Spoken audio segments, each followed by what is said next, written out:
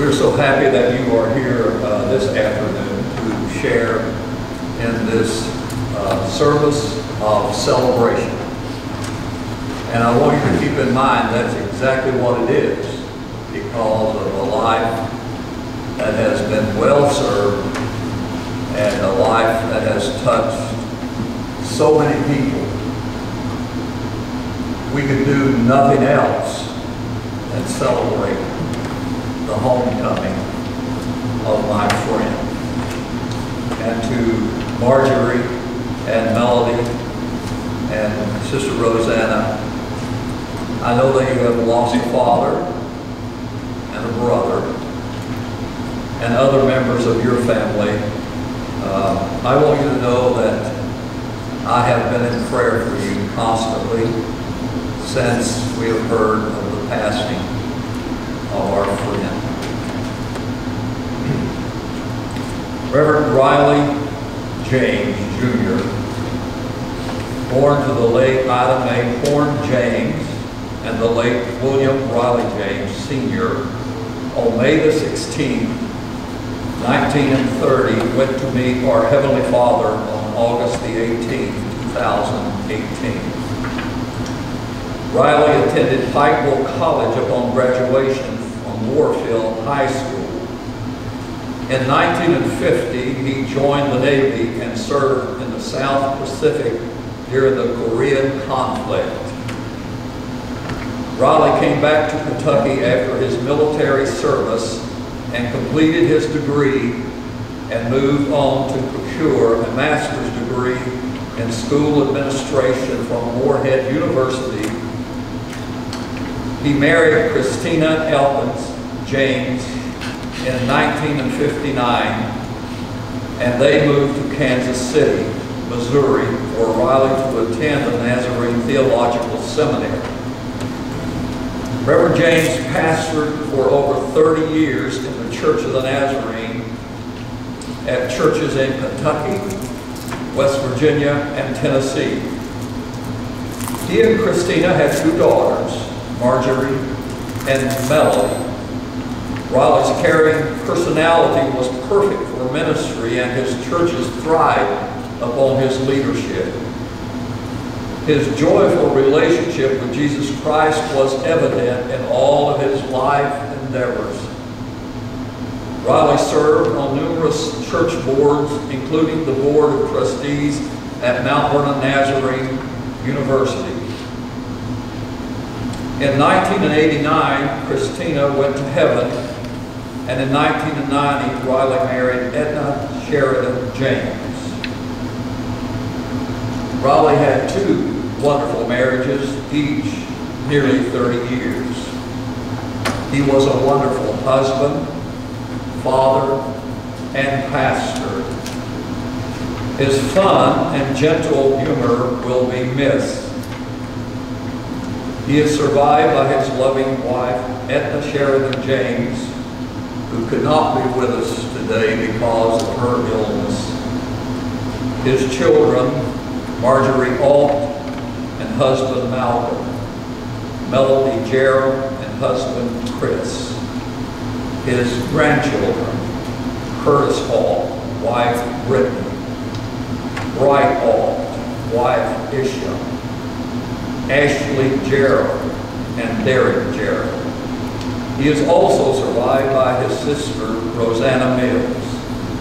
Sisters-in-law, Lydia Benson, husband Dan, Nancy Chamberlain, and Charlene Elkins Norfleet, husband Marvin. Brothers-in-law, William Bill Sheridan, wife Brenda, James Jim Elkins, and William Bill Elkins, wife Mary Beth, along with several nieces and nephews. Riley was preceded in death by his parents, William and Ida James, his wife Christina, and his brothers-in-law, Walter Mills and Floyd Chamberlain, and sister-in-law, Mary Jo Elkins. We also have a letter from the General Church of the Nazarene They have sent it to us and would like for me to share it with the family at this time. To the family and friends of Raleigh James Jr., grace and peace to you from God the Father and Lord Jesus Christ. On behalf of the Board of General Superintendents, I extend sympathy in the death of Raleigh James. We share in your sense of loss, and yet we join you in the celebration of his triumphant entrance into the more excellent glory. The Bible tells us that to be absent from the body is to be present with the Lord. May this great hope serve to encourage you today. Reverend James served Christ in the church for more than 40 years as a pastor and evangelist. All those influenced by him are testimonies of his ministry. We rejoice in knowing he has heard the Master say, "Well done, good and faithful servant. Enter into the joys of the Lord." The Word declares he is the Father of compassion and the God of all comfort, who comforts us in all troubles, so that we can comfort those in trouble with the comfort we ourselves have received from God. May the Lord's comfort, strength, and sustaining grace be yours today and in the days to come. David B. Graves, Board of General Superintendents. Well, the family has asked me just to say a few words, and I will honor their request by making it brief. However, can you imagine being 16 years old? I can hardly imagine that anymore. But when I was 16, this handsome young man named Raleigh James Jr. came to be my pastor. Just up the road here, and he was responsible for building, at that time, the new Turkey Creek Church of the Nazarene. He served as our pastor from 1961 to 1963. And when we do something here at Turkey Creek, we do it right. Because we not only got a pastor with 1 degree, we got a pastor who had 2 degrees and had attended 2 universities and a theological seminary. And can you imagine, in 1961, he became our pastor. But he was more than that to me. He was my friend. Later in years that I did not know, I would be called to be a pastor also. One of the first people that I called, you guessed it, was Raleigh James Jr. He was my friend. And he was also my mentor. I had the privilege of just a few, maybe a couple years ago, I think it is now, that I was honored to drive Sister Rosanna, and as many of you know him, B.I., and along with my wife, we went south and there visited my friend.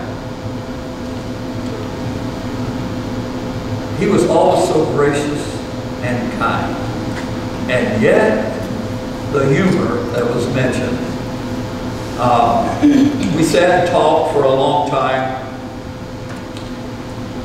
He always brought up the name of my father, Homer Mills, who was a great influence on his life and a great influence on your life, Rosanna. You've shared that with me.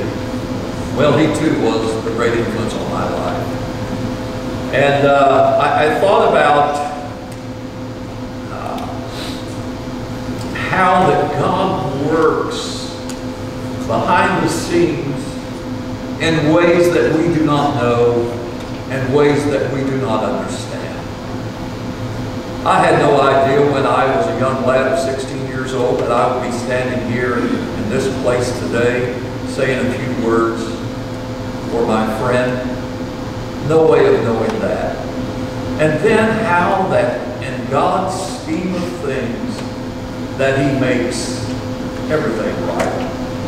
I would admit to you today that I have stood on shoulders of men like Riley James. I am who I am today because of influences like him. I asked Sister Rosanna, I said, what do you remember most about your brother? And she said, his great influence on my life. And you know, older brother and little younger sister always following in his footsteps. Those footsteps were steps that anyone could follow in and find Jesus. So I trust today that you are as fortunate as I am of having known great men like Reverend Riley James. A giant has walked among us, and his name was Reverend James. Well, I don't know for sure, but they said that maybe, and if it doesn't happen, it's okay. As you know, Riley James served in the U.S. Navy. He was a veteran, and so am I with the Air Force. But just a few days ago, we all kind of heard the news, and the line that came to me, or the sound that came to me, was taps that plays for any veteran that the end of day has come. And I don't know, maybe taps will be played today. However, at Mr. Churchill's funeral, another great warrior, at the end of his funeral, taps began to play. And a crowd that was large was there, did not know.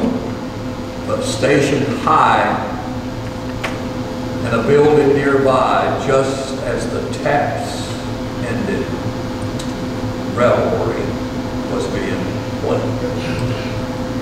It's time to get up.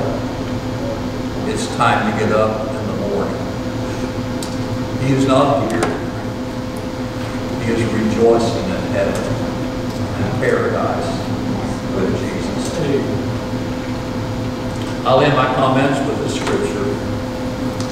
Behold, I show you a mystery. We shall not all sleep, but we shall be changed. In a moment, in the twinkling of an eye at the last trump, for the trumpet shall sound, and the dead shall be raised incorruptible, and we shall be changed. So when this corruptible shall have put on incorruption, and this mortal shall have put on immortality, then shall be brought to pass the saying that is written, death is swallowed up in victory. O death, where is thy sting? O grave, where is thy victory? The sting of death is sin, and the strength of sin is the law. But thanks be to God, which giveth us the victory through our Lord Jesus Christ. Therefore, my brothers and sisters, be steadfast, unmovable, always abounding in the work of the Lord, for as much as you know that your labor is not in vain. We will bow our heads for just a moment. Jesus, I thank you for the honor of being here today, but more than that, I realize that I am serving the same Jesus that Brother James served. And you have said in your word, one day, if we will remain faithful to the end, we too will be saved. I pray for this family as you engulf them with your comfort. Lord, may they sense your presence in the days to come. In the name of the Father, the Son, and the Holy Spirit. Amen.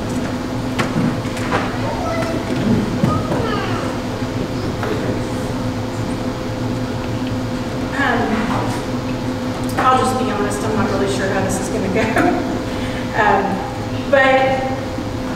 And it may just be that this just ends up being from RG and I, because this has been kind of therapeutic, going through some old stories. And so Margie videoed her part, and she tried to get me to do the same, and I was like, I'm doing it live, or not at all. So we'll see how this goes. But some of the things are kind of heartwarming, and some of them are kind of talk about Dad's humor. Everybody loved Dad. I've never met a person who didn't like him. He's probably the kindest, most godly person I ever met. But he did have a funny side, and he did some things that may surprise you. And maybe it's because he had girls, I don't know. But my dad liked to, also let me say, when I say he had girls, the poor man was surrounded by women. His dad was really the only blood relative close in his life that was a male. He had a sister, he had 2 daughters, he finally did get some grandsons, but when I say he was surrounded by women, he really was. My dad liked to use the phrase, if you ask him how he was, he'd say, I live in the life of Riley. And so I'll tell you some things about what living the life of Riley was like. One, I heard today. I guess when somebody passes away, we tell stories. That helps us, or it helps me. But one that Rosanna told me today, I'm going to start with, because he was a child and I had never heard of this. But she said that my grandmother collected glass, and she kept it in what was I'm sorry, y'all behind me, but it was in a safe. They called it a safe, I guess. And my dad tried to climb up on it, knocked it over, and broke the lock reflection. So he apparently had a tiny bit of an honor. I don't really think of my dad as a little boy breaking stuff. That just doesn't sound like Riley James. He's in a suit and, comforting someone. That would be his. So I also understand, I've been told, Darkus especially told me this recently, that my dad had a few admirers over the years. Some people said women chasing him, I like to refer to him as admirers. That's what my dad was saying. And funny enough, he had a picture. Edna's not here with us today. We said it's been said that she's ill, but she was really good about it. He was in the nursing home, and she kept pictures of all of us. So for those of you who don't know, he had Alzheimer's. And that helped him when he didn't see us regularly. So she had a picture of him in the Navy, and he admired how good looking that guy was. Now, I can't tell you for sure if he said it jokingly, because that's the kind of humor he had, or if he didn't know it was him, and it could have been both ways. But he had admired his handsome self recently. As I mentioned, my dad had daughters. In 1960, he had a little girl named Margie. And my mother had suggested naming her Melody, but he didn't like that name. So he named her Margie. So they pastored here. Margie was born in Missouri. Then they pastored here. They went to Covington. I can't tell you a lot about that. I wasn't there. I don't know. I didn't come for 11 years. Now, one funny thing that Margie, I'm pretty sure I've been told, my parents got married in March of '59. Margie was born in April of '60. I have heard told that she had said they got married in March and she was born in April, but it was 13 months later. Around 1970, Dad went to Dunbar Church, the Nazarene. This is kind of where I pick up on things, but my parents were expecting and had been told they were having a boy.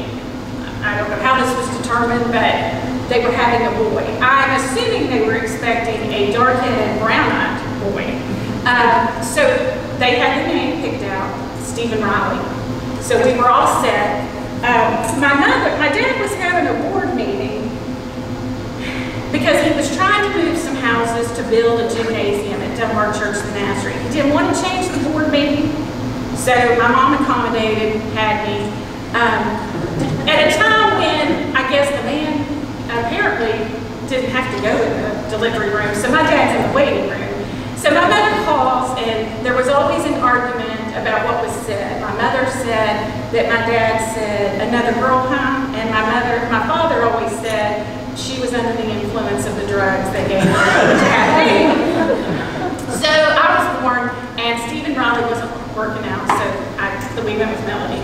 Apparently didn't like Richard. But, so another thing that my dad liked to take credit for, I would say, I believe this is a God planning, but I don't mind that Dad takes credit for it.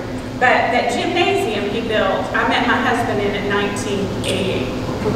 After we had moved to Oak Hill, Clarksville, Charleston, I met my husband in a pickup volleyball game in that gym Dad had built. And I don't mind that he took credit for it, but I do think God had vision when I was born, before Chris was born, because he didn't come along until 72, that I would meet him in my life.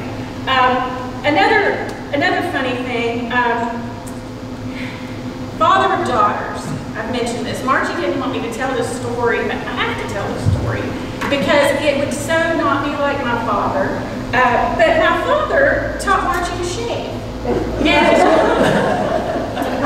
we don't know why, and my mother's not here, we can't ask her, but it could be because she had a baby, it could be. But anyway, that's not the funny part. The funny part is how he showed her. He demonstrated by shaving some off of his own leg to teach Margie how to do this. So I didn't get that experience. That was just a her thing. A couple of other things. When Margie was a teenager, if you know my dad was the same at the pulpit, at church, is exactly the way he was at home. He didn't get upset about things. He just was very, very even-keeled is the word I would use. But Margie did something, we don't know what, but it had to have been bad. Because he told her she was grounded for life. After a pause, my mother laughed and said, Riley, you can't ground her for life. So we don't know what she's done, but apparently she's still grounded. So she doesn't know either, so you can't ask her. We don't know what she did. When I was 16, my poor dad, when I was 16, was pushing 60. So he was 57, and had taught me to drive. And I went to school, at Christian school, and it was like 20 minutes away. He let me drive one day a week. So I'm in the garage, and I go to leave, and I pull forward, step backward, and I hit the back table of my garage. My dad, just standing there between the house in the doorway, he just waves and says, be careful, have a good day. And I backed out and drove away. But that's how my dad was. Another thing, my dad and I were engaged at the same time. As Gary had said, my mother passed away in '89. And in 1990, he had met Edna, and they were engaged, and so was I. And so that, would probably lead to some unusual things. Well, the unusual thing it led to was we were in a department store downtown called Stone & Thomas. It was like 4 stories, and it had a bridal section. And Dad and I were up there for some reason that wasn't to do with the bridal section. And I was like, I'm going to look and see the wedding dresses. And they had like a stage, and I put on the dress I liked and came out. He liked it. And it was like a $700 wedding dress. It was on sale for like $170. He was like, you have to get it. And I'm thinking that not many women buy their wedding dress with just their father. But again, that's the kind of person he was, and it didn't seem odd, But I'm thinking a lot of times that would. My father gets married in November. I get married in March the 23rd. March the 17th, my father calls me from the hospital and says, I'm being admitted for my heart.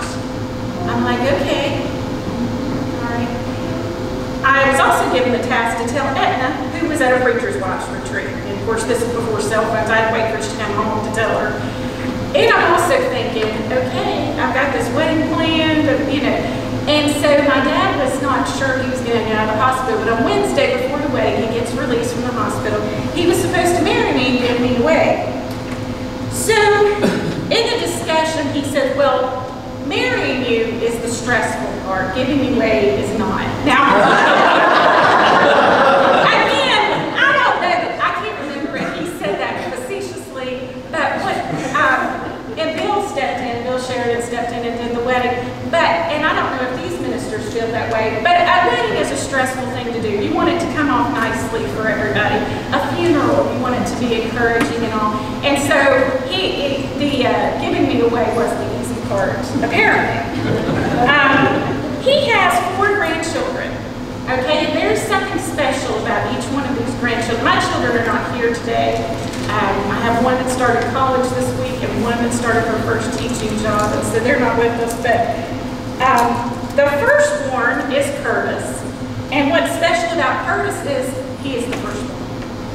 Now, there is a funny story about Curtis, and I was with Margie when she was pregnant, and she went into labor in the middle of the night, and so it was just me and Malcolm and Margie. That was it. We went to the hospital, and I called my dad, and if you know my dad was a prayer warrior. He prayed about everything. That'd be the first thing he'd tell you to do. So I called him in the middle of the night, and he said, okay. He said, I'll pray for her. I'm like, okay. So I talked to him the next day, told me not to ask him if he had prayed for her because he had gone back to sleep. So he had not prayed for her. But, yeah, I prayed for her. But all is well. Curtis made it into the world, and Dad prayed about it the next day. The second born is Bryce, and Bryce came along in '94, and what's special about Bryce is he's Dad's twin. Now, if anybody would like to see the specific picture, Isha has it, of my dad. It could honestly be Bryce took it, and we just dressed him up like he was from 1950. He is Dad's forever look-alike, that is for sure. So that's special. My daughter Ashley was born in '95, and she was the first and only girl, and that is what's special about her. She is the only girl. Another thing, we talked about how many degrees my dad had. I always said, you know how people say, oh, I'm the first one in my family to go to college. I always say my dad is the most educated person in our family. And he would be proud that 3 of his 4 grandchildren have now graduated, and Derek's only 18, so he's just starting. So he's the 4th. But Derek is special because he's the baby. He's the last one. And it was pretty evident when I was looking at pictures because I didn't have as many of Derek with Dad. A lot of the pictures that I had of Dad and Derek and Ashley, they had gone to see Dad, and it was always pictures of the kids doing something, like going to Rock City or going to, you know, Incline, whatever they did. But I do have a cute story, and I meant to try to find the book. When Derek was in elementary school, he had to do the Flat Stanley book, and I don't know if y'all have ever heard of Flat Stanley, but Flat Stanley was flat for some reason. I can't remember how he got flat, but the teacher wanted you to spell it out to people and show where Flat Stanley had been. So Flat Stanley's been in California, or Flat Stanley's been, I don't know. Anyway, Edna did a whole scrapbook of Flat Stanley. So we sent Derek's Flat Stanley, and there were pictures of like Flat Stanley at Rock City, or Flat Stanley at the War Place down in Georgia, and sent that up and sent it back, and so Derek was able to send, and they had him like Flat Stanley went to Caravan, and what? It was awesome. So that was my great story about Derek. I think the most recent visit I had with my father was in April. And it was a great visit, really. And we went in the cafeteria, it was Margie and I, and he's sitting there eating almost all dessert. Pie, ice cream, and short. It's all, and my dad had a sweet tooth, and he would, but he felt guilty about it. You know, you ever feel guilty about something? So he'd get just little slithers of like pie, just a little slither. He probably eat like 20 slithers. You know? And he'd say, I need to even that up. Don't you think that looks uneven? I need to even that up. And he would tell me growing up, if he wanted something at the dinner table and there was just a little left, he wouldn't take it. But you knew when he wanted it because he offered it to everybody at the table. Another funny thing that he did, Edna was having some stomach issues a few years ago, and Dad, she had decided she wanted a hamburger, and so she was looking forward to this hamburger. She hadn't been eating, and she was looking. So they were down off the mountain, and my dad and Edna lived on Lookout Mountain. So you don't just run over to McDonald's or Burger King gives you a burger. You go to off the mountain. You so it's not it's like here. It's not a quick thing to go on. And so she brings back 4 hamburgers, and they set them in the dining room, and so Malcolm eats his, and Margie eats hers, Dad eats his, Dad eats Edna's, and never gets it. I don't know, Dad said he didn't know he ate his hamburger. I don't know if he knew he ate his hamburger, or just wanted another hamburger. I don't know, but he ate her hamburger, she didn't get a hamburger. So, but my dad, Margie, made the mistake or luck or something of wearing a Trevecca shirt the last time we saw my dad. So all he talked about was college. And he also talked to us about Ray Sumter, which he did almost every time I saw him, that Ray was valedictorian and he was salutatorian in high school, and he's still bitter.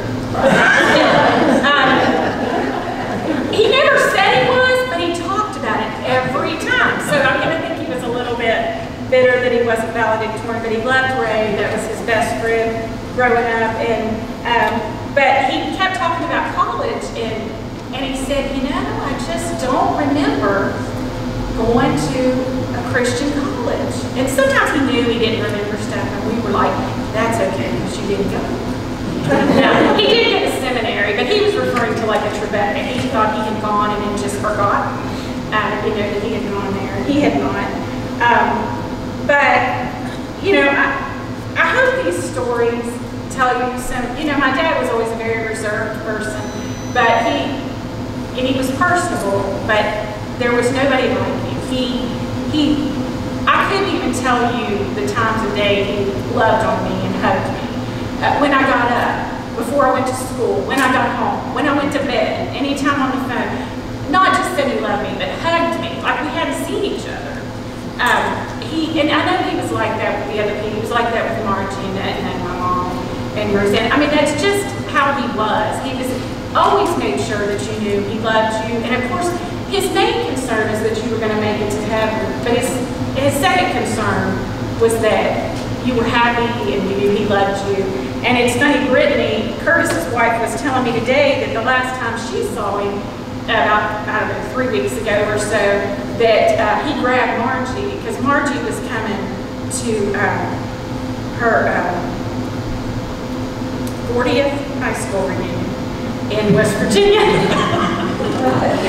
And so she told Dad she was coming to visit me, and he said, Brittany said he grabbed her arm, and she said, you tell her I love her. And then she said she was going to see Rosanna too, and he said, you tell her I love her. And they said anytime he would ask him a question, they'd be like, how you feeling? He'd be like, this. And so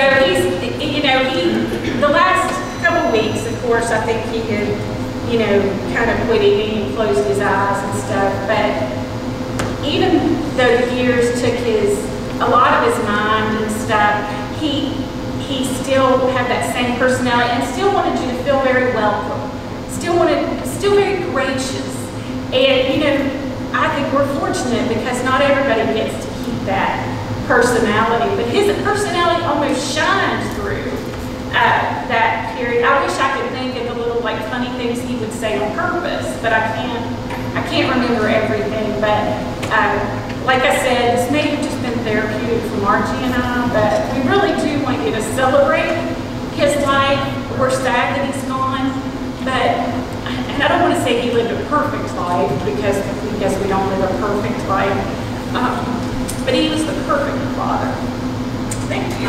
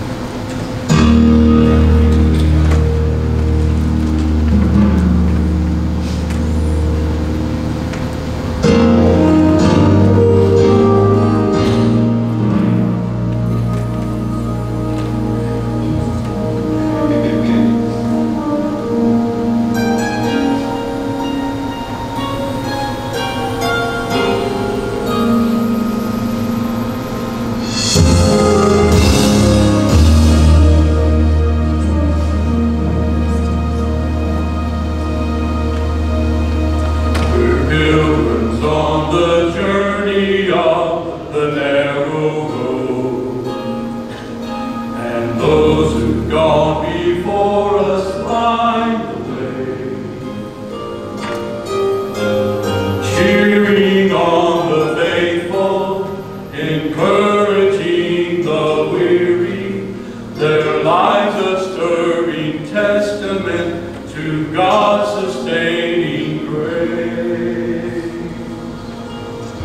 Surrounded by so great a cloud of witnesses,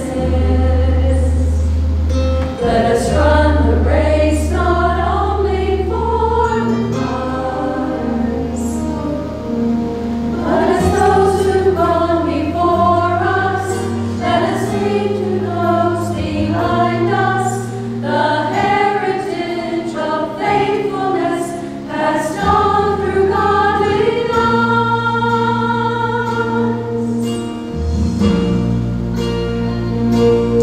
Oh, may all who come behind us find us faithful. May the fire of our devotion light their way. May the footprints that we leave lead them to believe, and the lives we live inspire them to obey. Oh, may all who come behind us find us faithful.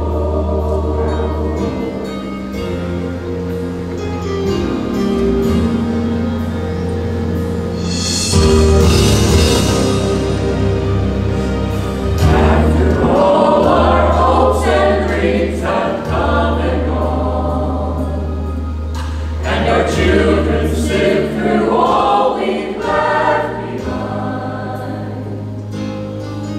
may the clues that they discover and the memories they uncover become the light that leads them to the road we each must find. Oh, may all who come behind us find us faithful. May the fire of our devotion light their way.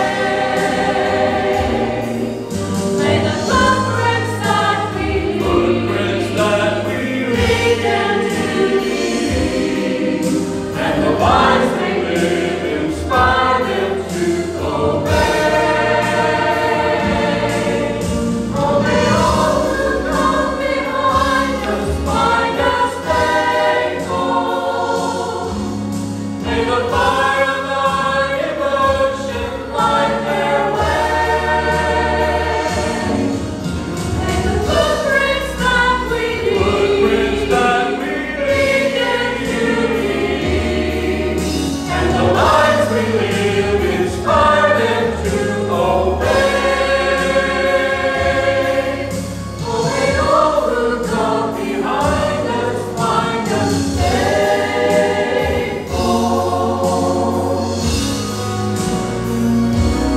Oh, may all who come behind us find us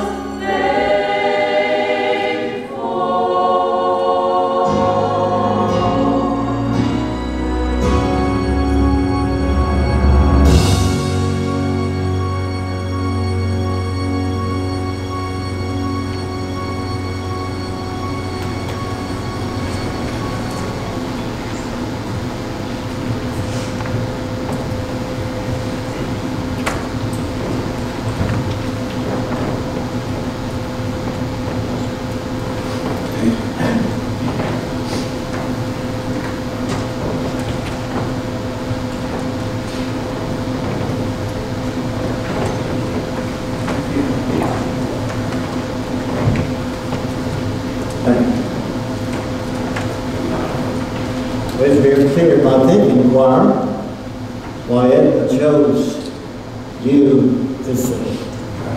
Isn't that beautiful? Haven't we had a glorious and wonderful time already? And I rejoice today that God's presence has been with us, and we've had many reasons to be happy and to rejoice of a good life that has been lived. Well, as it's indicated on your little folder, Raleigh James Jr. entered this world May 16, 1930, and he moved to his permanent home. Well, this is August 18, 2018. His permanent home. We drove through southern West Virginia, heading over today from Richmond, Virginia. And I recall that Riley had told me that he was born in Williamson, West Virginia. But he lived in a lot of places, not only being born there, being raised here, he was all over the place, wasn't he? But he now is in his permanent home. Just think of stepping on shore and finding it heaven, touching a hand and finding it God's, breathing new air and finding it celestial, waking up in glory and finding it home. Oh, that's the goal of all of us, isn't it? To make the land safe and sure. Well, he was my friend too. 32 years ago, I met Raleigh for the first time in Charleston, West Virginia. We had moved to that area to pastor, and Raleigh, Christina, Melanie, they were there. Margie, she'd already moved on to other endeavors. But they literally took us under their arms. They were our friends, my brother in Christ. And it was always a joy. They just had us into their home. My wife was not well during those first year or so that we lived there. And they just treated us royally. They just made us feel like that we were just totally their friends. I think it kind of came through Charlene, I think. Brenda and Charlene were great friends, and Rebecca during those prior days. And so Christina, she just was right there and invited us in, even when family was gathered, and Margie and Mama was there, and we just became a part of the family. And you can imagine how good that made us feel. And so we appreciated so very, very much the hospitality that was extended to us.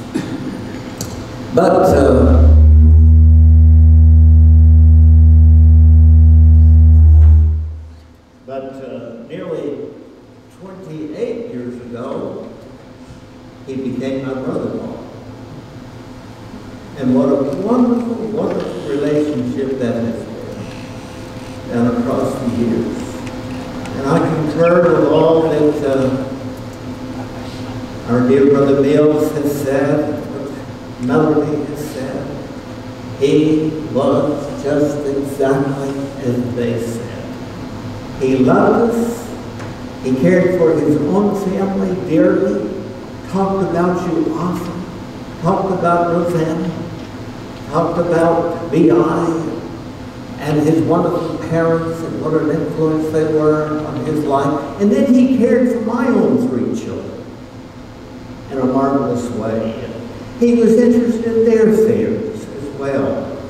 Coming over, our oldest son, Will, who is here, he said he took a real interest in the events in our lives. Something kind of funny. He'd always ask them, how much are you making? But they enjoyed it. He didn't beat around the bush.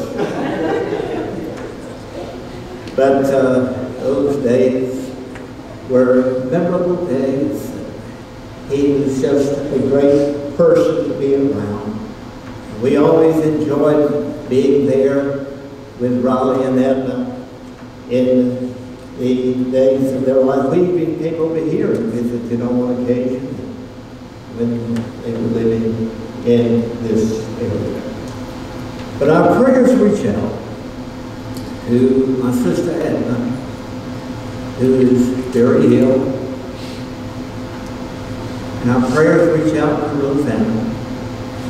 We think so much of you, to Margie and Helen, and all the family, these wonderful companions, grandchildren. We just are so grateful for all of them, and we just want them to know that we care about you and have been praying for you. As I was thinking about what I would say at this service, I was reminded of one of my favorite characters that's in the Old Testament. He was a member of a committee of 2 versus a committee of 10. There wasn't too much said about this character. I'm getting to his name in just a moment. But some of you will probably catch on very quickly in regards to who he was. That committee of 2 was Joshua. Are some of you catching on who he might have been? Caleb. He was assigned to be the representative of the tribe of Judah.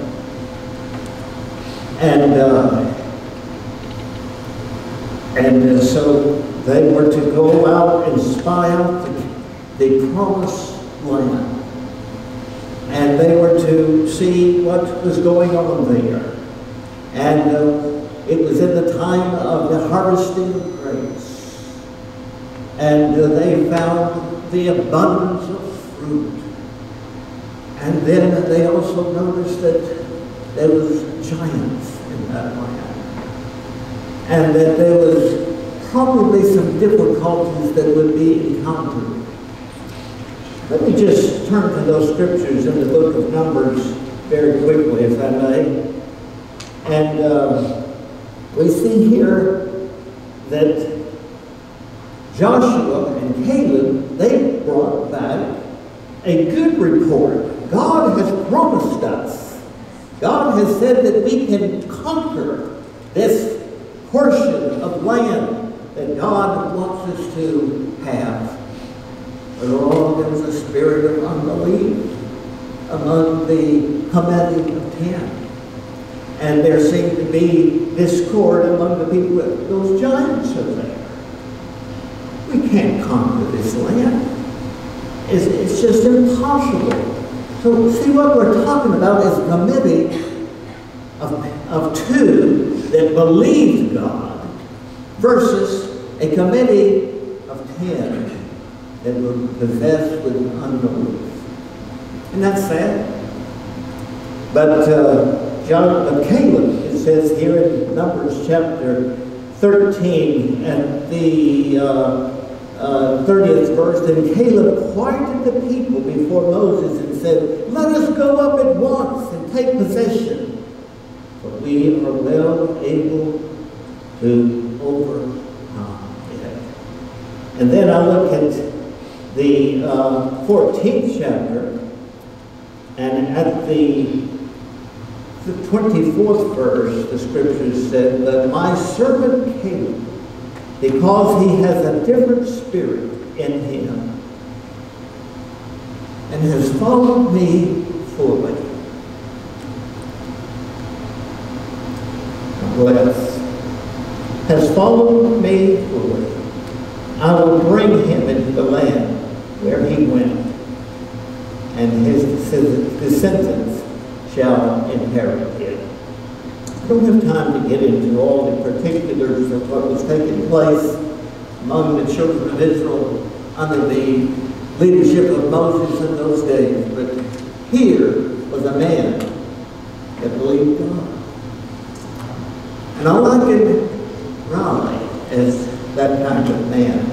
I wrote something down that John Maxwell wrote. Let me see if I can find it upon my notes here. I'm used to a kind of a water dance, you know, where I can put all my notes, but I've got it here. And he said that what God needs is all-out persons. He says an all-out person is one who owns responsibility and takes action. And Raleigh was that kind of a person. He was that kind of an individual that he took difficult challenges on hand and was willing to take the responsibility and take action. Or he had great responsibilities as a pastor down across the years. And God used him in a marvelous way.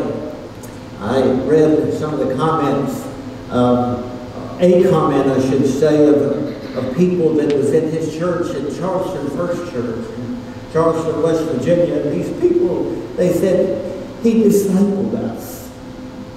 He helped us to learn how important it was to read the Word of God. And how that's so important in these days. That's the work of a real pastor. And he was up to the task. And so Edna, she said in one of her comments that the theme of Raleigh's life was trust in God. Trust in God. And he was a man that did that. And you know what that reminds me of? The counterpart that we know about in the New Covenant, the New Testament, what we call entire sanctification. When we give ourselves totally to God, we surrender everything to Him, and He fully possesses us. And He's in our hearts that we might serve Him. By the way, my pastor at home, when I called my pastor that my brother-in-law had passed away, she said, and I said, and I've been assigned to have the message. She said, well, I'm praying for you.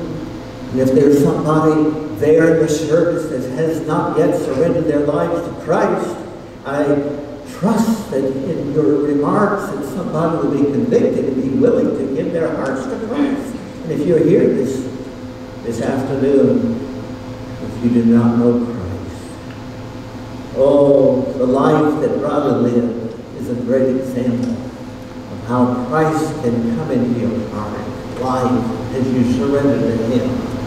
And if you have not been entirely sanctified, I pray the same thing. That you'd be willing to say, Lord, possess me. I want all that you have for me. It was said of Caleb, I believe it was in the book of Judges, or Joshua that is, that he not only, as Numbers states it, that he fully served the Lord, he wholly followed. And that is possible in our lives if we are willing to let Him have our way, His way in our lives. A few weeks ago, just days ago actually, Edna was telling me about one of her visits there before she became so desperately ill, about how she was there in the evening hours with Raleigh. And she was leaving. She said, good night, Raleigh. Raleigh said, good morning. And she tried to correct him, tried to help him realize that it was evening. She said, good night, Raleigh. Good morning. Edna took it as an indication that his morning is about to come. His morning was about to be realized. And don't we rejoice that we can serve God and do His will in closing the resurrection morning. Oh, what a day will soon take place when the redeemed of Adam's race in an instant will all be transformed. They'll come from near, some from afar, on past the moon, beyond the stars. What a sight on that great happy morning. The sea and the land give up their dead. The earth too long has been their bed. Released they rise through the air. They come and join as magnet drawn. They gather round the great white throne. Behold their King waiting there. The trump will sound, amens resound. The saints will rise up from the ground. Such singing and shouting, we've run the race. We'll see His face and start to sing, Amazing Grace. What a sight on that resurrection morning. Then roll, roll, they'll fall in line, their perfect garments snowy white. They'll march in and claim their own land, their home at last, the King will say, these are my own, for these are they, washed white in the blood of the Lamb. The mighty band will start to play the hallelujah that day. Oh, glory to the King of all kings. Then tears of joy will start to flow because I'm chosen long ago to be there when the saints start to sing. The trump will sound and the amens resound. The saints will rise up from the ground. Such singing and shouting, we've run the race. We'll see His face and start to sing Amazing Grace. What a sight on that resurrection morning. Amen. Amen. Could this be Robin's prayer and your prayer? This prayer of David in the 17th division of the Psalms. As for me, I will see your face in righteousness. I shall be satisfied, and I will wait in your lights.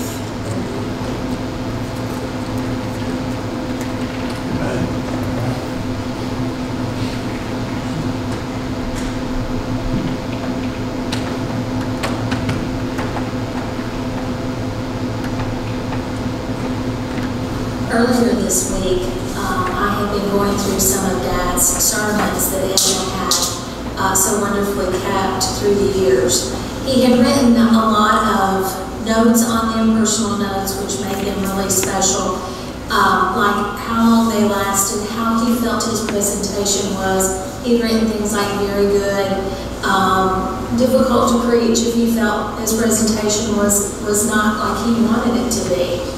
And throughout this tub, I found several of special occasion sermons. One was after he had done my baccalaureate in 1978. I also found several of his funeral sermons that he did.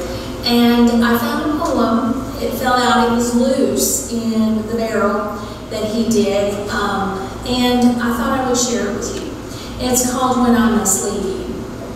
When I must leave you for a little while, please do not grieve and shed wild tears, and hug your sorrows to you through the years. But start out bravely with a gallant smile, and for my sake and in my name, live on and do all things the same. Feed not on your loneliness on empty days, but fill each waking hour in useful ways. Reach out your hand to comfort and in cheer, and I in turn will comfort you and hold you near. And never, never be afraid to die, for I am waiting for you in the sky. I'd like to thank you all for sharing in Dad's celebration today. Thank you so much. We appreciate it.